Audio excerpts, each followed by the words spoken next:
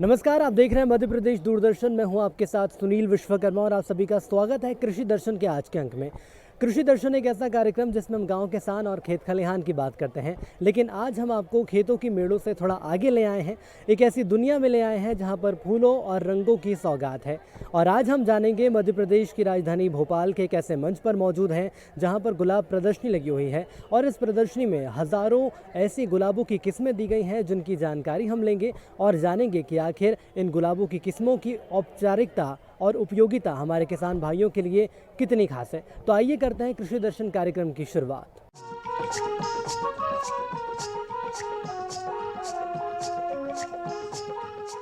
तो आज हमारे साथ आयुक्त उद्यानिकी विभाग अरविंद दुबे जी मौजूद हैं और उनसे जानेंगे कि राजधानी भोपाल में इतना बड़ा आयोजन किया जा रहा है, उनकी नज़र में भोपाल वासियों के लिए कितना खास ये आयोजन है। भोपाल वासियों को तो इंतज़ार रहता है इस आयोजन का, और पिछले ये मेरे ख्याल से 46वां है ये जो रोज़ प्रदर्शनियाँ लगाई जा रही है।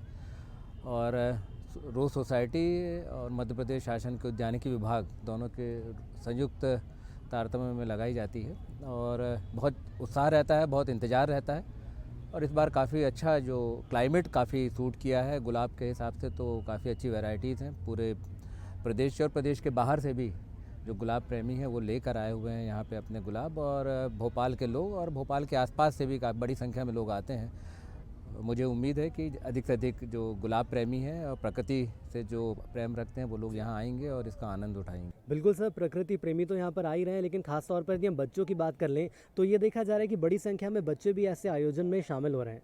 उसका कारण है एक्चुअली ये सारा फ़र्क तो पेरेंटिंग से पड़ता है और जो बच्चों को शिक्षा दी जा रही है नेचर के करीब आने की, और बहुत सारी चीज़ें सीखते हैं बच्चे यहाँ। गुलाब की भी बहुत सारी वैरायटीज़ हैं और भी काफ़ी सारी चीज़ें हैं। तो आने वाला समय भी वैसे उद्यानिकी का है और मध्य प्रदेश शासन लगातार प्रयास कर रहा है कि उद्यानिकी का रकबा बढ़े, जिसमें फूल हैं, सब्जियां हैं और भी इस तरह की जो वैरायटी हैं जो लोगों के और किसानों के लिए विशेष रूप से काफ़ी प्रॉफिटेबल हैं।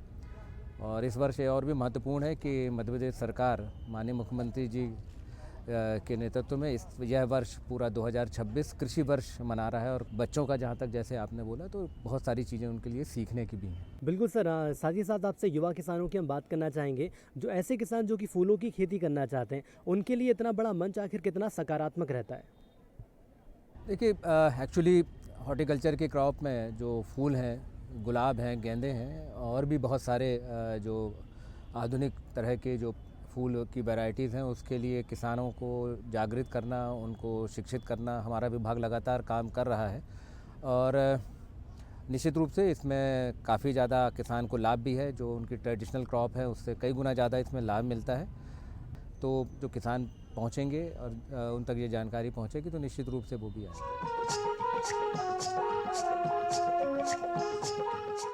तो राजधानी भोपाल में इस प्रदर्शनी का आयोजन किया गया है और इसके पीछे एक बहुत बड़ा नाम है। जो शख्सियत हमारे साथ जुड़े हैं, एमएच सैफी साहब जुड़े हैं। सर, आपका बहुत स्वागत है। और सर, सबसे पहले यही आपसे समझना चाहेंगे कि इस प्रदर्शनी में तकरीबन कितने गुलाबों की किस्में मौजूद हैं। लगभग अगर हम पूरी बात करें लगभग 290 से 310 के आसपास वैरायटी हैं यहाँ पे। और जो फ्लोरिबंडा, ईस्टी और मिनीचर, क्रीपर्स इस टाइप ग्रुप की हैं और डिफरेंट कलर की। हर कलर आपको जो जहन में हो, जो आप सोचते हैं वो सारे कलर यहाँ देखने को मिल जाएंगे। सर, आमतौर पर ये देखा जाता है कि जैसे जैसे समय बढ़ता जा रहा है प्रदर्शनी में ज़्यादा लोग आ रहे हैं, कितना सकारात्मक रुख देखने को मिलता है उनका। निश्चित रूप से ये सिर्फ प्रदर्शनी नहीं है, एक हमारा प्रकृति से जुड़ने का नियम है। ये हमारा स्ट्रेस कम करने का तरीका है, हमारा रोजगार सृजन करने का तरीका है, हमारे किसान भाइयों की इनकम बढ़ाने का एक तरीका है। सर, ये प्रदर्शनी कितनी खास हो जाती है ऐसे किसान भाइयों के लिए जो कि फूलों की खेती करना चाहते हैं। निश्चित रूप से उनको प्रेरणा मिलती है। यहाँ पे जो लोग आते हैं गुलाबों की मांग करते हैं तो उनकी जब डिमांड बढ़ती है तो किसान भी उस हिसाब से उगाते हैं, उनको रोजगार मिलता है और अपनी कैश क्रॉप के रूप में उसको एंटरटेन करते हैं, वो काफ़ी खुश हो जाते हैं किसान लोग। बिल्कुल सैफी साहब, ये भी समझना चाहेंगे आजकल युवा जो हैं वो बड़ी तादाद में यहाँ पर आ रहे हैं। कैसे आप देखते हैं कंप्यूटर के युग में कंप्यूटर और मोबाइल की स्क्रीन से बाहर आकर ऐसे उद्यानों में आना, नई नई चीज़ों को जानना कितना खास हो जाता है उनके लिए? निश्चित रूप से आज के ज़माने में इसकी बहुत ज़्यादा ज़रूरत है, इसलिए कि हम हर पल स्ट्रगल कर रहे हैं, नेचर से कर रहे हैं, अपने आप से कर रहे हैं, वक्त से कर रहे हैं, हम लोग काम के पीछे भाग रहे हैं, स्ट्रेस बहुत ज़्यादा है, घरेलू टेंशन बहुत ज़्यादा रहते हैं। तो निश्चित रूप से मेरा खुद का पर्सनल एक्सपीरियंस है कि आप कितने ही घर से टेंशन लेके आइए, ऑफिस से टेंशन लेके आइए, जब आप रंग बिरंगे गुलाबों के बीच में, रंग बिरंगे फूलों के बीच में आते हैं तो आपका वो सारा स्ट्रेस, आपका डिप्रेशन ज़ीरो पे हो जाता है। सैफी साहब, यदि आम जनता की बात कर लें तो किस तरह से यहाँ से गुलाब परचेस कर सकती हैं या ख़रीद सकती हैं? इसके लिए क्या प्रोसेस है यहाँ की? इसके साथ हमने रखा है कि बहुत बड़ा क्वेश्चन था, आपको बहुत अच्छा क्वेश्चन था कि हम लोग जब ये देखते तो निश्चित रूप से जो देखता है और डिमांड करता है, तो हम लोगों ने व्यवस्था कर रखी कि पूरा ऑल इंडिया लेवल की यहाँ पे जो ग्रोवर्स हैं, ख़ासतौर से गुलाब के पौधों के, वो यहाँ पर हमने बुलाए हैं और सब अपने प्रोडक्ट लेकर आए हैं और यहाँ पर आपको हर कलर का गुलाब, हर कलर का फूल आसान को से कम दामों पर आसानी से मिल जाएगा। सबसे दुर्लभ फूल या गुलाब इस वक्त यहाँ कौन सा मौजूद है सैफी साहब? कहने के लिए सबसे अच्छा गुलाब होता है, काला होता है और वो यहाँ मिल जाएगा, और एक हरा होता है, वो भी यहाँ पे मिल जाएगा। इसके अलावा अंत में आपसे समझना चाहेंगे कि तकरीबन कितने ऐसे किसान भाई हैं जो इस वक्त प्रदर्शनी में मौजूद हैं अपनी अपनी किस्मों को लेकर गुलाबों की? लगभग भोपाल शहर के आसपास और मध्य प्रदेश के कम से 100 किसान यहाँ पे अपने प्रोडक्ट लेकर आए जो अपने खेतों में उगा रहे हैं और डिफरेंट वेराइटी के यहाँ पे हैं।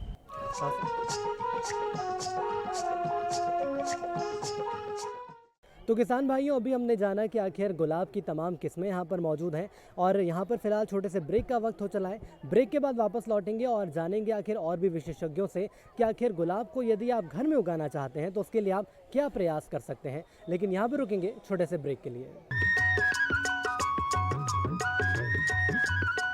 अरे सुन तो। मुझे क्या सुनाना चाहते हो? जो सुनाओ मेरी सौतन को। किसको? अरे वही तुम्हारा मोबाइल फोन जिससे सुबह शाम दिन रात चिपके रहते थे और कहते थे किसान कॉल सेंटर से बातें हो रही हैं। अच्छा, ये बात है। हाँ, क्यों? क्या हुआ? अब बात नहीं होती क्या? अब तो झट से बात हो जाती है। संबंधी समस्याओं का अपनी भाषा में तुरंत हल पाने के लिए पूरे भारत में किसी भी फोन से हेल्पलाइन नंबर पर संपर्क करें। किसानों का दोस्त किसान कॉल सेंटर।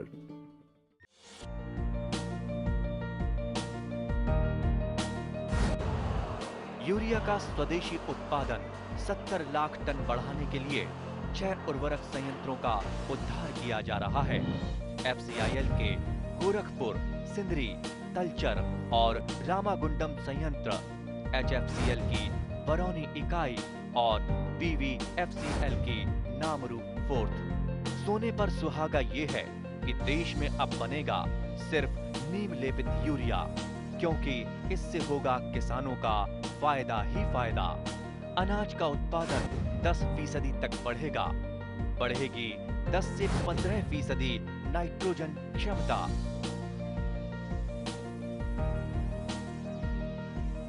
तो ब्रेक के बाद किसान भाइयों, एक बार फिर आप सभी का स्वागत है। अब आगे बढ़ेंगे और जानेंगे कि आखिर यदि आप घर में गुलाब के पौधे लगाना चाहते हैं, गुलाब की किस्में लगाना चाहते हैं तो आपको क्या कुछ सावधानियां रखनी होंगी। तो आज हमारे साथ विश्व गुलाब संस्था के अध्यक्ष सुशील प्रकाश जी मौजूद हैं और उनसे जानेंगे कि राजधानी भोपाल के गुलाब उद्यान में इसमें सबसे खास बात क्या है और कौन से खास गुलाब हैं जो इस वक्त यहाँ पर आने वाले लोग देख रहे हैं। सबसे पहले तो सर आपका स्वागत है दूरदर्शन में, और ये बताइए कि यहाँ पर मौजूद सबसे दुर्लभ प्रजाति कौन सी?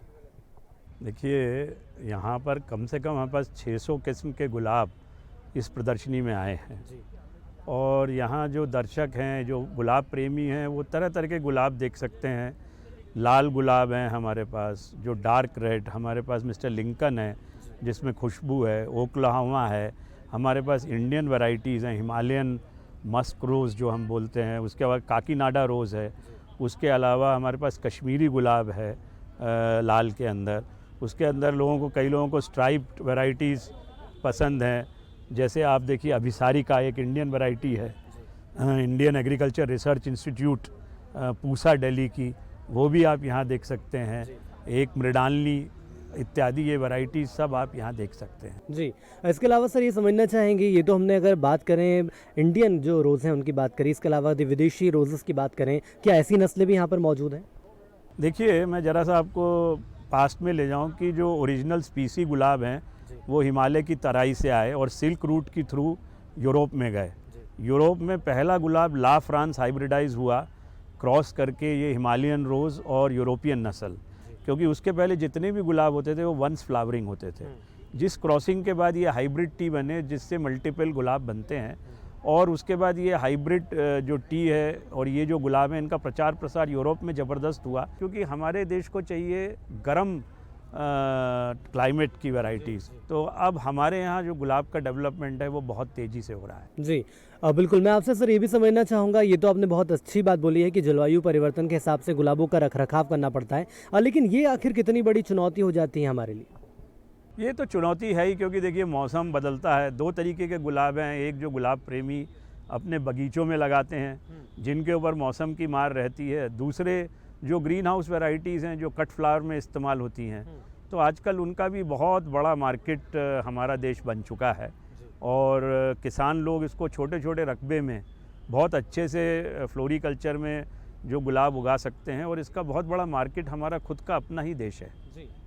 सर खेती किसानी के नज़रिए से अगर हम बात कर लें तो किसानों के लिए कितना मुनासिब हो जाता है फूलों की खेती करना, क्योंकि देखा जा रहा है कि कई ऐसे हमारे किसान भाई हैं जो फूलों की खेती करना चाह रहे हैं, ख़ास तौर पे यदि वो गुलाब की खेती करते हैं तो उनके लिए कितना फ़ायदेमंद रहता है? देखिए इस एग्ज़िबिशन में, ये हमारी 45वीं मध्य प्रदेश रोज़ सोसाइटी की एग्ज़िबिशन है।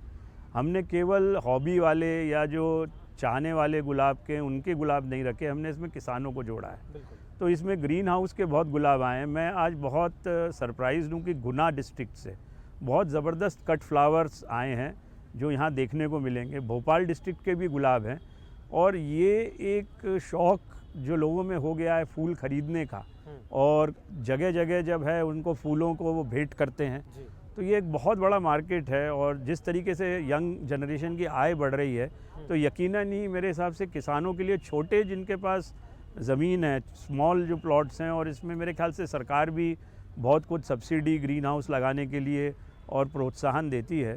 तो ये अभी हमारा देश ही इसका एक बहुत बड़ा मार्केट है। जी बिल्कुल। इसके अलावा सर आपसे ये भी समझना चाहेंगे, जो आम लोग यहाँ पर आते हैं, जो गुलाब लवर्स हैं, वो ख़ास तौर पर उनके मन में ये मंशा रहती है कि क्या ये सारे गुलाब या कोई एक नस्ल हम घर पर भी उगा सकते हैं? हाँ बिल्कुल। ये आप देखिए, ये केवल गुलाब दिखाने के लिए नहीं है, यहाँ पर हम नर्सरीज़ को बुलाते हैं जो गुलाब बेच रही हैं, और मध्य प्रदेश रोज़ सोसाइटी समय समय पर जानकारी देती है, गुलाब का प्रशिक्षण देती है, किस तरीके से काट छाँट करें, दवाइयाँ क्या डालें, किस तरीके से रख रखाव रखें।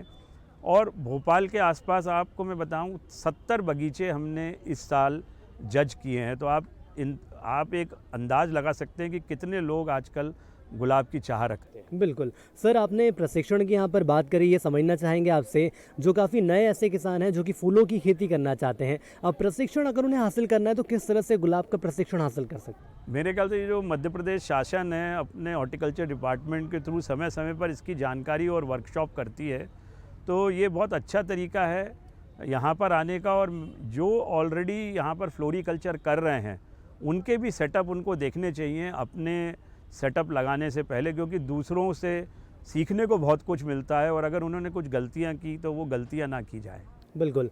सर तकरीबन लंबा समय आपको हो गया है गुलाब की प्रदर्शनी लगाते हुए या ऐसे बड़े आयोजन करते हुए। मध्य प्रदेश की बात करें परिदृश्य की, या भोपाल के परिदृश्य की बात कर लें, तो कितना ज़रूरी समझते हैं आप ऐसी प्रदर्शनी का आयोजन होना? मैं तो इसको बहुत ज़रूरी समझता हूँ। देखिए वर्ल्ड ने, दुनिया ने हमको सराहा है, इसीलिए 2028 में 7 से 13 जनवरी भोपाल में वर्ल्ड रोज़ कन्वेंशन है, जो पहला वर्ल्ड रोज़ कन्वेंशन है जो इंडिया को मिला है। ये 21वां वर्ल्ड कन्वेंशन है, और इसमें 500 से 550 विदेशी मेहमान आएंगे और 200 से 250 हमारे कंट्री के डेलीगेट्स रहेंगे, और ये सब फिक्स्ड है प्रोग्राम। और इसके माध्यम से इसके अंदर केवल गुलाब को जो पसंद करते हैं या हॉबी या लगाते हैं वो नहीं, जो B2B बिज़नेस टू बिज़नेस वाले, उसके अलावा जो इनको हाइब्रिडाइज़ करते हैं नर्सरी वाले, वो सब हमारे देश में आएंगे। इन पे परिचर्चा रहेंगी, इन पे चर्चा होंगी, तरह तरह की यहाँ बात होंगी, और सरकार की तरफ से इसके अंदर बहुत इंटरेस्ट दिखाया जा रहा है, और ऑलरेडी इसकी बहुत एडवांस तैयारियाँ मध्य प्रदेश रोज़ सोसाइटी शासन के साथ मिलकर कर रही है। बिल्कुल सर, आपकी बात से पूरी तरह से सहमत है, लेकिन गुलाब के अलावा हम बात करें तो यहाँ पे और भी फूल हमें देखने को मिल रहे हैं, इनके बारे में जानकारी दें सर। देखिए जो कट फ्लावर्स है, क्योंकि एग्जीबिशन तो ये गुलाब की है, लेकिन क्योंकि किसानों को हमने जोड़ा है तो उसमें ग्लैड्यूलाई, जरबेरा, जाइसोफिलिया, जो क्रिसैंथमम, जो किसान लोग लगा सकते हैं, जो यहाँ पर उगा रहे हैं आसपास, तो उनको भी प्रोत्साहन देने के लिए हम लोग उनको बुलाते हैं और उनके जो सेटअप है उनको देखने भी एक टीम जाती है और उसके बाद उनको पुरस्कृत भी करते हैं, ताकि उन लोगों को भी उसमें हिम्मत आए और वो आगे बढ़ चढ़कर इसके अंदर हिस्सा लें और अपने जो उनके जो ग्रीन हाउसेस हैं उनको वो इम्प्रूव करें। सर, इसके अलावा इस प्रदर्शनी का मुख्य आकर्षण का केंद्र आप किसे मानेंगे? कौन से ऐसे खास गुलाब हैं जो यहाँ आने वाले लोगों को ज़रूर देखने चाहिए? देखिए गुलाब तो अपने आप में ही एक बहुआयामी फूल है। उसके अलावा हम यहाँ एक एनी फ्रैंक रोज़ इस बार प्रदर्शित कर रहे हैं। एनी फ्रैंक रोज़ जो है, एक छोटी सी लड़की थी एनी फ्रैंक, जर्मन ऑक्यूपेशन के टाइम, और वो 2 साल छुपी रही और उसने एनी फ्रैंक डायरी लिखी। उसके अलावा नाजीज़ उसको बाद में कब्जे में ले गए और वो 16 साल की उम्र में चल बसी। उसकी याद में मिस्टर डेलफोर्ज ने 1959 में एक गुलाब लगाया एनी फ्रैंक, जो जगह जगह दुनिया में एक पीस का सिंबल है और उसके बगीचे हैं। तो अभी अक्टूबर में उनके पोते मिस्टर फिलिप डेलफोर्ज मेरे से मिलने भोपाल आए थे, तो उन्होंने ये गुलाब का पौधा मुझे दिया।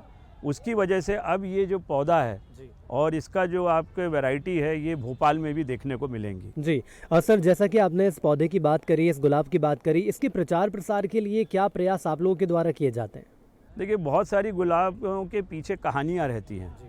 कोई ना कोई जो उसको हाइब्रिडाइज करता है, जो भी व्यक्ति उसको बनाता है, तो बहुत सारे गुलाब अब हम ये चाहते हैं कि जब लोग अपने घरों में लगाएं तो उनके पीछे जो कहानियाँ हैं उनको भी समझें, और जब वो उस समझ से लगाएंगे तो मेरे ख्याल से वो उनकी देखभाल और अच्छी करेंगे। कुल मिलाकर सर ये कहा जा सकता है कि अगर एनी फ्रैंक रोज़ की हम बात करें तो इस प्रदर्शनी का सबसे बड़ा आकर्षण वही रहेगा। उस विषय में कुछ और जानकारी चाहेंगे? जैसा कि आपने इसका इतिहास बताया, लेकिन क्या ये आम जनता की पहुँच तक मुनासिब हो सकता है? हाँ, देखिए गुलाब क्या है कि कटिंग से लगाया जा सकता है या बडिंग से लगाया जा सकता है, क्योंकि ये गुलाब हमको ऑफिशियली जिन्होंने हाइब्रिडाइज़ किया उन्होंने दिया है। तो अब हम चाहेंगे कि इसमें भोपाल में भी बगीचों के कोनों में या कोई एक विशेष स्थान में ये गुलाब लगे। ये बहुत खूबसूरत गुलाब है। बिल्कुल सर, अंत में एक सवाल और आपसे इसका जवाब चाहेंगे कि आप कैसे देख रहे हैं कि युवाओं के साथ साथ बच्चे भी इस प्रदर्शनी में बड़ी संख्या में आ रहे हैं? क्या ये माना जाए कि आजकल के युवा भी काफ़ी जागरूक होते जा रहे हैं?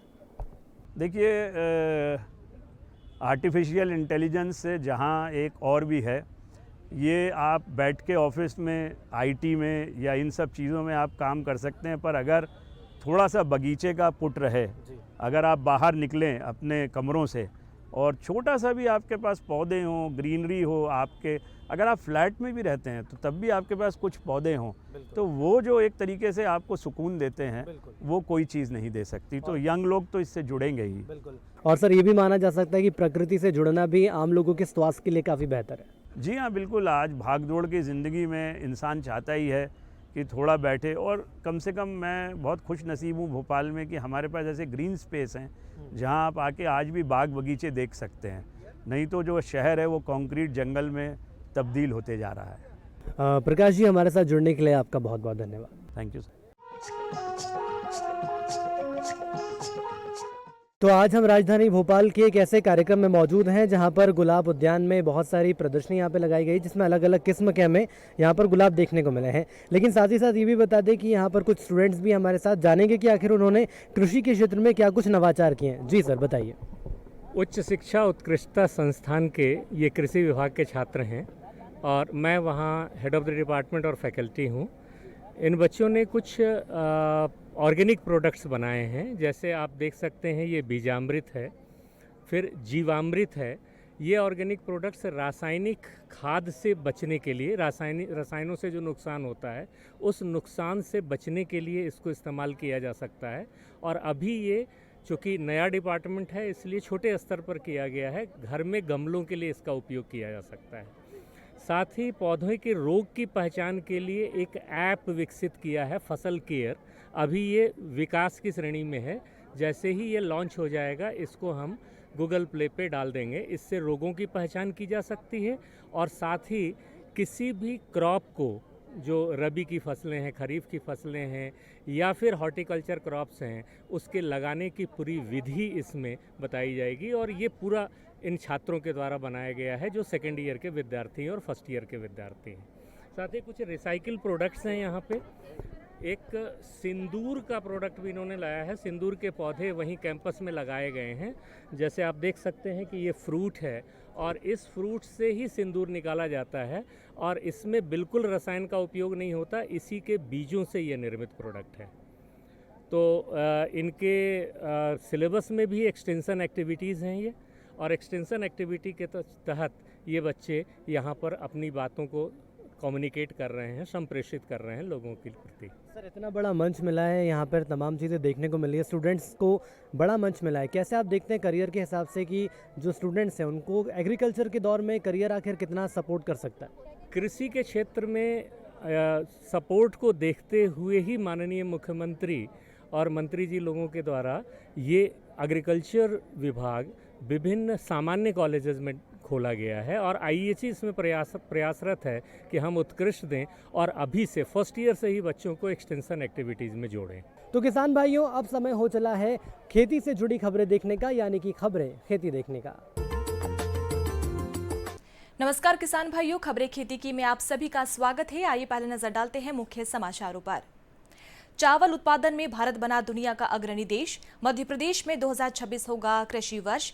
फसलों को पाले से बचाए, स्वस्थ रहने के लिए प्राकृतिक खेती उत्तम। माइक्रो सिंचाई में मध्य प्रदेश देश में अग्रणी और शिमला कश्मीर वाले सेब से बनाई नई पहचान। और अब खबरें विस्तार से। भारत ने कृषि क्षेत्र में एक ऐतिहासिक उपलब्धि दर्ज करते हुए चावल उत्पादन में चीन को पीछे छोड़ दिया है और दुनिया का सबसे बड़ा चावल उत्पादक देश बन गया है। केंद्रीय कृषि एवं किसान कल्याण मंत्री शिवराज सिंह चौहान ने बताया कि भारत का कुल चावल उत्पादक 150.18 मिलियन टन तक पहुंच गया है, जबकि चीन का उत्पादन 145.28 मिलियन टन रहा। उन्होंने इस उपलब्धि को देश के कृषि अनुसंधान क्षमता और उच्च गुणवत्ता वाले बीज विकास का प्रतिफल बताया। नई दिल्ली में आयोजित एक कार्यक्रम में श्री चौहान ने भारतीय कृषि अनुसंधान परिषद द्वारा विकसित 25 फसलों की एक नई उन्नत किस्में जारी की और इन किस्मों को अधिक पैदावार, बेहतर गुणवत्ता और जलवायु अनुकूलता को ध्यान में रखकर विकसित किया गया है। कृषि मंत्री ने अधिकारियों को निर्देश दिया है कि ये नई किस्में जल्द से जल्द किसानों तक पहुंचाई जाए ताकि उत्पादन और आय दोनों में बढ़ोतरी हो सके। कार्यक्रम में कुल 122 अनाज फसलों की किस्में जारी की गई, जिनमें धान की 60 और मक्का की 50 नई किस्में प्रमुख है।